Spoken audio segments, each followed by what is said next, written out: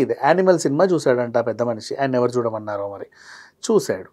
చూసి ఇది యూత్‌ని పెడదోవ పట్టిస్తుంది. దీంట్లో అది ఉంది, ఇది ఉంది అని ఒక రివ్యూ పడేసాడు. నీకు ఎక్కడైతే ఇబ్బంది అనిపించిందో అక్కడికే నువ్వు ఆపేసుంటే బాగుండేది. నువ్వు మొత్తం చూడాల్సిందంతా లాస్ట్ వరకు చూసి, నువ్వు లాస్ట్ వరకు చూసావంటే మా ఎంటర్‌టైన్‌మెంట్‌ని నువ్వు పూర్తిగా ఆస్వాదించావుగా. మరి అనే హక్కు నీకెక్కడిది? మరి అలా అనుకుంటే ఏదైనా ఒక మంచి సినిమా చూస్తారు. జయప్రకాష్ నారాయణ గారు కూడా అప్పుడప్పుడు కొన్ని సందర్భాల్లో ఏదైనా చూసినప్పుడు చాలా బాగుంది అని చెబుతూ ఉంటారు. బాగుందంటే యాక్సెప్ట్ చేస్తారు. బాలేదంటే యాక్సెప్ట్ చేయరా? అలా అనట్లేదమ్మా.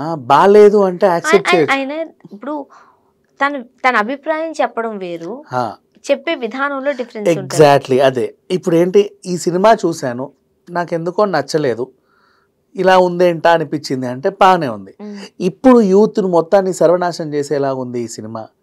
యూత్ అందరూ నువ్వు ఆలోచించినట్టే ఆలోచించాలని లేదుగా. కానీ అలా కూడా ఉంటుంది. ఆ యూత్‌ని డిస్టర్బ్ చేసేలాగా ఎందుకుంది సినిమా? డైరెక్టర్ పర్సెప్షన్‌లో యూత్‌ని నేను ఎడ్యుకేట్ చేస్తున్నానని తన వెర్షన్స్‌లో 100 రీజన్లు చెప్తాడు. He can. బట్ ఎప్పుడు ఎవరు కూడా ఏ సినిమాని విమర్శించడానికి లేదు.